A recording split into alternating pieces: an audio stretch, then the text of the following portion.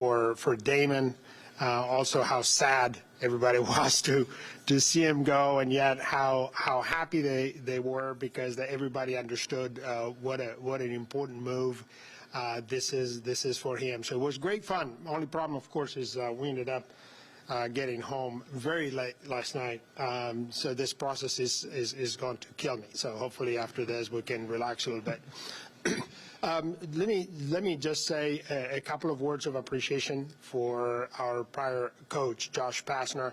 He served us with distinction for 7 years, represented this institution extremely well, served our students with great dedication, and for that I'm most grateful to him for what he's done. I also want to highlight the process that Jay followed. I've been very impressed of how thorough and speedy, but very thorough search this was, and how he was able to, in a short time, to find us absolutely the right person. I think Jay's own networks throughout the industry, his connections, his trusted sources were essential in completing this search. He has been keeping me in the loop at every single step along the way, and I can tell you I could not be any more pleased with the search. And lastly, since I've met Damon, I'm so excited. I'm so excited about the new chapter in men's basketball. I'm excited about Damon, about his personality, but also about his deep history with the sport of basketball, both in college, as you all know, and at the professional level. He has played, he has coached. I think he is a walking basketball Wikipedia. His life is basketball, but very, very importantly to me is how much he cares about student athletes. Having been one, having seen firsthand how a young person's life gets, gets transformed through intercollegiate athletics, and how really the top obligation that we all have, especially coaches, is to be teachers, is to make those student athletes successful in whatever they do after they graduate. So I'm very excited, and I couldn't be any more pleased with Jay's choice for our new head coach, athletic director, Jay Batt. Thank you, President Cabrera. I too would echo, this is an incredibly exciting moment in Georgia Tech men's basketball history, and a history that's got tremendous pedigree and past, and we're excited about this new chapter. I'm personally ecstatic to be here with the two men to my right. I'd start off with just a thank you to Dr. Cabrera. His incredible commitment, support throughout this process, and his continued leadership has been incredible. I'd also like to just offer a couple quick words about Coach Pastner. Josh is a high-quality individual that dedicated incredible amounts of effort into our program, but this was about a standard of excellence for Georgia Tech. We expect to challenge for ACC championships, compete in NCAA tournaments, all while leaning into the incredible athletic history and academic pedigree of this great institution. As you all know, arrived in October, and just like all of our programs, began evaluating our men's basketball program. Used every opportunity to observe and learn, went to practices, traveled, watched, went to games, as you all know, and like every athletic director, built a list for the drawer. Built a good list of high-quality coaches, and put it in the drawer as something that would, maybe wouldn't need to do, but at the end of the day, just like all athletic directors, built that list. Last Thursday evening, met with Coach Pastner to talk about potential opportunities for improvement in the program. Friday morning, made the decision with President Cabrera's support that we needed to make a change for the long-term health of the program in leadership. Informed Coach Pastner of that change on Friday, and our search for a new head coach began immediately. With that search, we wanted to find a coach that had head coaching experience, significant experience in college basketball, someone who's well respected and connected within all levels of basketball, someone who can recruit elite talent to Georgia Tech, a great role model and relationship builder, someone to be a great fit in Atlanta, someone that understands and embraces not only basketball tradition but our academic pedigree. And finally, we wanted to find a winner, a competitor who shares our vision for what Georgia Tech basketball can be. Not going to share any details of the search, but I can tell you it started immediately, went swiftly, visited with several nationally renowned coaches that were extremely interested in this job.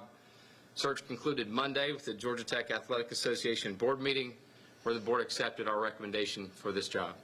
The candidate we recommended for approval, Stoudemire, Damon Stoudamire. In Damon, we found just what we were looking for: a proven winner as an athlete in college at Arizona, as well as his long, distinguished playing career in the NBA.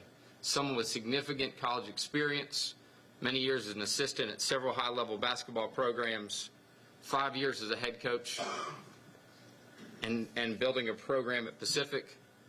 Had the added bonus of NBA coaching experience with one of the finest NBA organizations in the Boston Celtics. Quickly, just a brief thank you to Brad Stevens and the entire Celtics organization, who were incredibly gracious and helpful throughout the process. We want to find someone who could manage all aspects of today's college athletics environment, someone who's committed to the entire student-athlete experience, committed to helping young men achieve their full potential academically, athletically, and socially while here at Georgia Tech, but also preparing them for life after college. When we talked to Damon, it was clear that he met all these criteria. When we talked to others about Damon, and we talked to lots of folks about Damon, it was clear that he was a great leader who inspires and builds genuine relationships. He's dialed into the cutting-edge use of analytics and sports technology. He's deeply connected within basketball and will be able to change our recruiting trajectory immediately. He has an incredible basketball mind. He's a competitor and a winner. And so without further delay, it's my great pleasure to introduce you to your head men's basketball coach, Damon Stoudamire.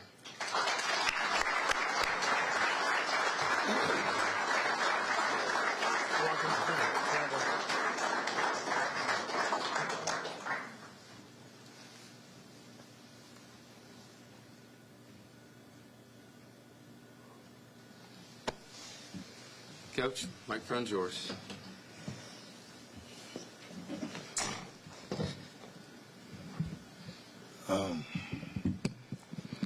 Wow. Is this on? I gotta. You're good.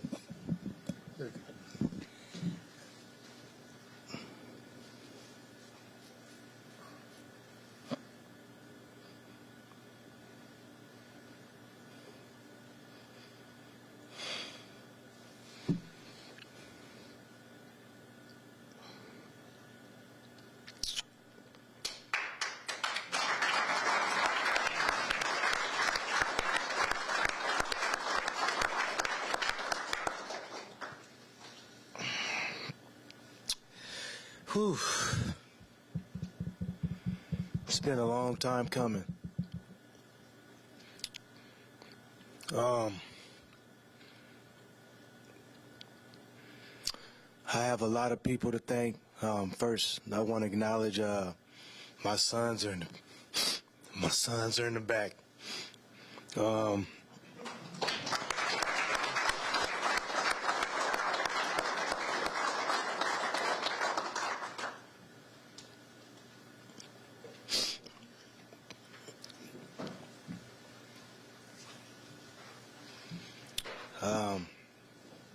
I have Brandon Stoudemire. Raise your hand, Brandon. B, just say. Then I have Damon Stoudamire. You know, this has just been a long journey for me. You know, I'm excited beyond belief to be here today. I see a lot of faces in the crowd. Some I know, some I don't. And I look forward to being able to hopefully dialogue with everyone. You know, I talked to James Forrest a lot. My youngest son, you know, he played for James' AAU team. someone I've competed with for years and years and years. I see him to the left. You know, I kind of grazed to the right, and I think I seen Malcolm Mackey walk in the door. You know, and in the back I was talking to 3D. You know, I say all that to say this: when I always thought of Georgia Tech basketball, growing up as a kid, you know, I remember Coach Cremins. I remember Mark Price. I remember Bruce Dalrymple. I remember Dwayne Farrell. I remember Tommy Hammonds. I seen the evolution of it. I seen it go to Dennis Scott, Kenny Anderson, Brian Oliver, Malcolm Mackey. You know, and so this is for me, it's really a tradition-rich program. One that I aspire to get back to winning championships, galvanize the community, the student body, and just get this thing going in the right direction. These two gentlemen right here, can't say enough about them. It was a heck of an experience, and things come together quick sometimes. And you know, with the shared vision that we have, I don't think there's nothing that we can do. And for me, again, you know, last night, coaching that last game with my guys, you know, all I could think about moving forward, to be honest with you, was how important today was going to be to me, my family, and the Georgia Tech community. Because from this day forward, it's all about us, and it's all about winning. And I only want people around that are going to help me do that. Some things aren't acceptable. It gets cliche-ish to say we're not going to lose. To get the culture, to get the foundation, you have to be disciplined. You have to have a non-negotiable contract with yourself, and that's what you have to do. You got to expect nothing but perfection, and then if that doesn't happen, it for damn sure better be close. And those are the things that I try to teach my kids. Those are the things that I've always taught every kid I've coached. And the ironic thing about being in Atlanta is I spent so much time throughout the years in Atlanta. I mean, as you guys know, you know, playing in the NBA, we all aspired to come down here. So I met a whole lot of people, and nostalgic for me is I remember when I had got my first coaching job, college coaching job. The first recruit I ever got in my life was a McDonald's All-American right here from Southwest DeKalb High School. First player I ever got in my life. First player. And to have this come full circle, to be able to be in a great city, have a great fan base, I couldn't ask for more. And I so look forward to getting this program where everybody wants to see it, at.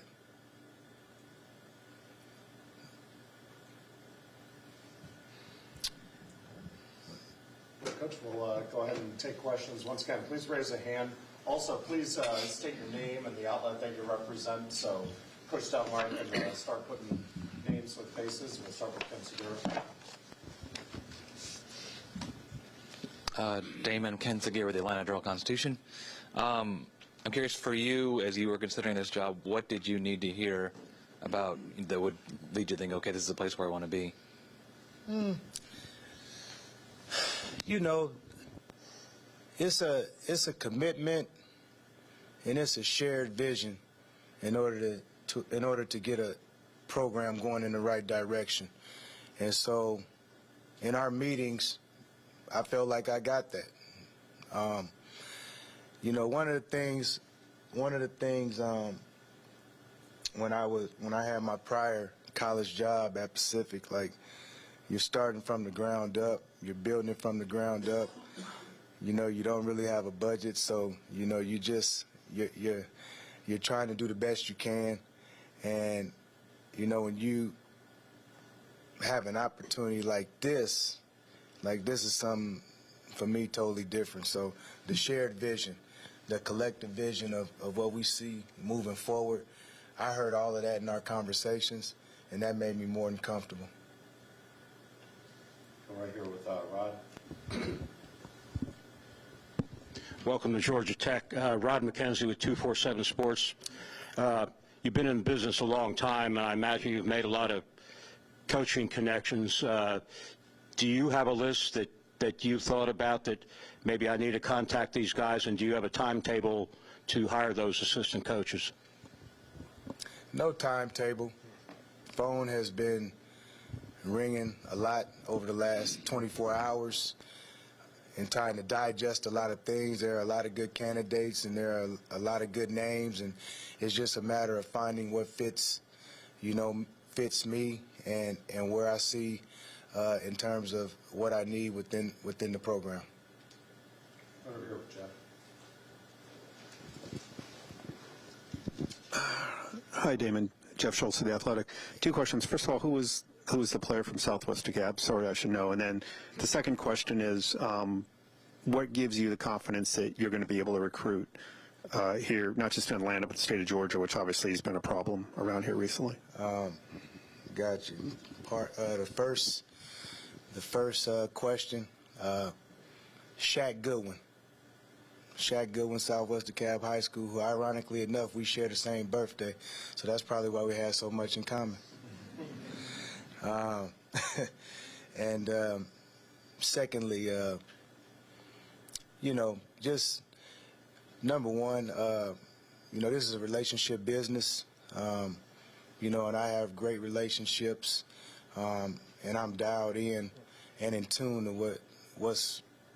what it takes to be successful at this. And so, obviously, you know, you have this Atlanta metropolitan area, but you also have the rest of the country. And, you know, me and the staff that I put together will beat the pavement to do the best we can to find the best student athletes for here. But this is a major hub here in Atlanta, and I don't think that it's been tapped into the way it can be tapped into.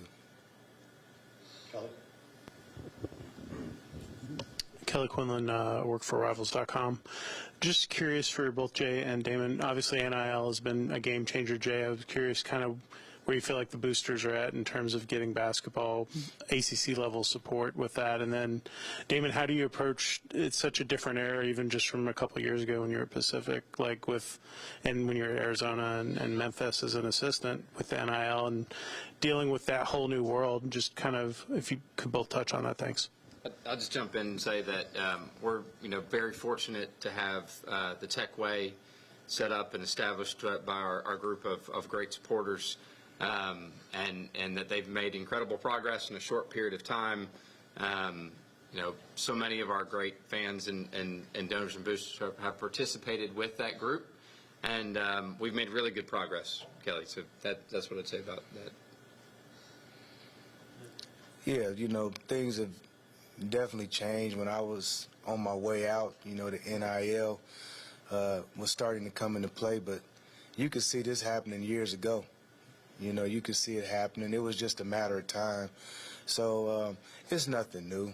You know, it's you know, I think it's kind of like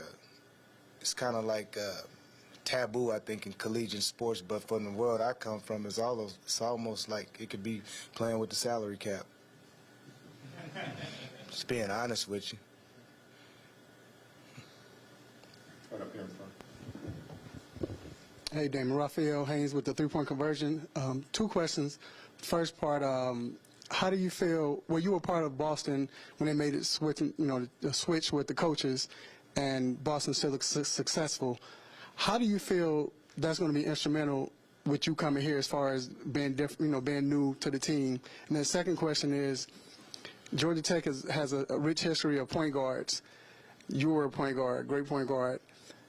Are you looking to restore that? Well, the situation in Boston, it was unfortunate, and we all had to pull together.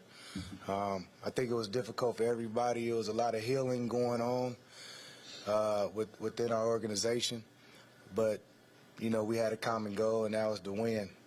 And no different than here at Tech. You have transitions, and I think that the biggest thing that you help student athletes with in that transition is you have to move forward. You have a choice, and you have to make the choice that's best for you. The choice we made in Boston, and I led the charge a bit, is that the person that wasn't there anymore, he would still want us to do the right thing. And the right thing is that we got to come, we got to stay committed, we got to stay committed to each other while we get through the healing process, and we'll be fine. That's what happened there, and I think that's what happened here. In talking with the team yesterday, I felt good about that, and I look forward to talking to each player individually. And in terms of the whole restoring the point guard thing, this is what I figured out. In recruiting.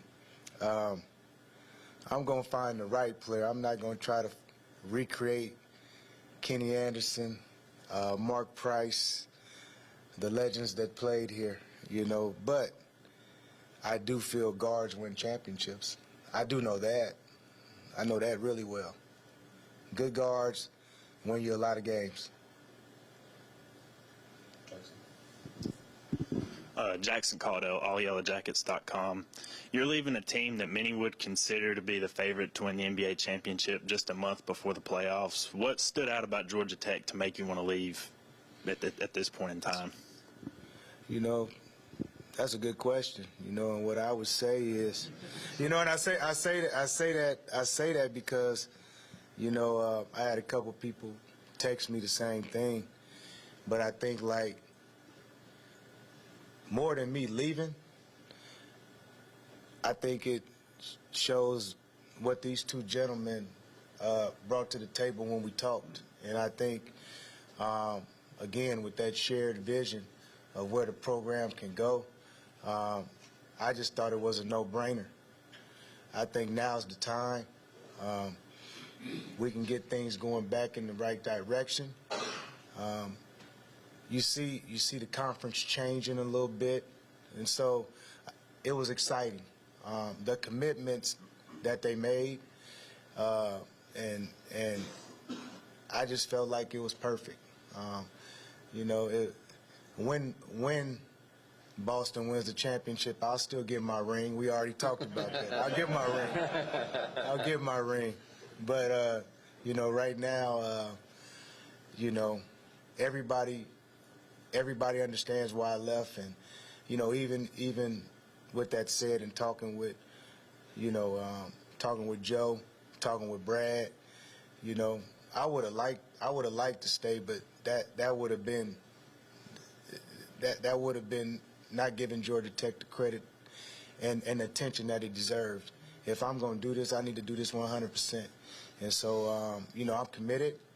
I'm in this for the long haul, and I feel like Georgia Tech has a chance, like I said, to get back, win championships. That's all I really want to do, and inspire children.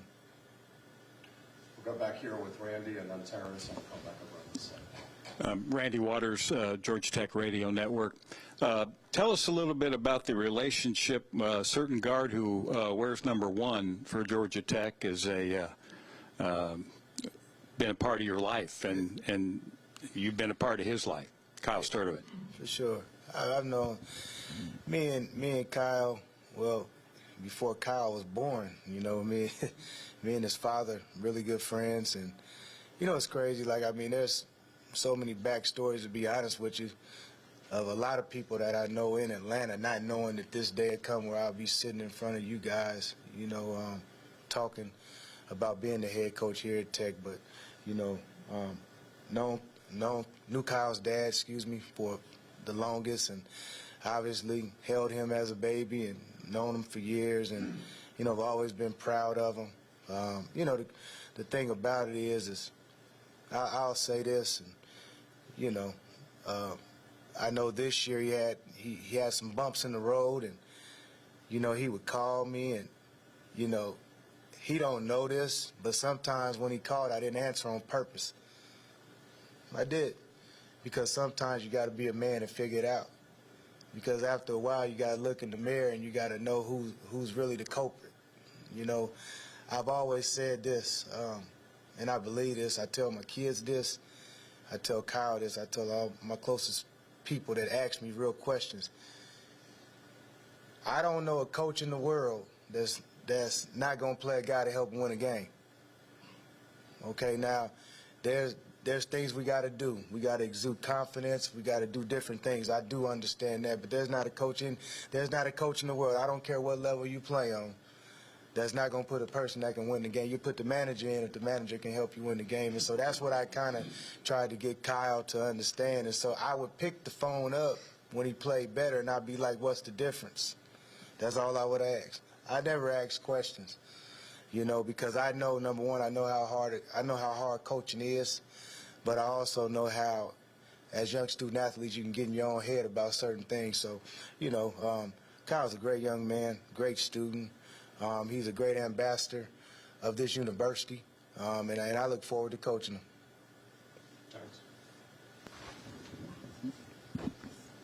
Terrence Moore, Forbes.com. You were talking about recruiting before. What type of recruiting connections do you have in Atlanta right now and Georgia in general, or is that something that's going to take time? Well, in general, I know a lot of people. Even when I left the college game to go back to the professional ranks, you know, I still talk to a lot of people, and you know, it won't take a lot of time to get reacquainted. You know, I just feel like, you know, when Tech is good, you know, Tech has Atlanta guys on it, but Tech also has it has guys from all around the country. The beauty of this institute is that the academics is second to none, and a lot of people want to be a part of this. And so you start at home, and then you venture out. But it won't take long. You know, it won't take long. Again, this is a relationship business. You got to beat relationships down. At times, you got to make people talk to you that don't want to talk to you. You know, it's a part of it. So I look forward to that. I look forward to recreating what this was. So, you know, I don't think it'll take time.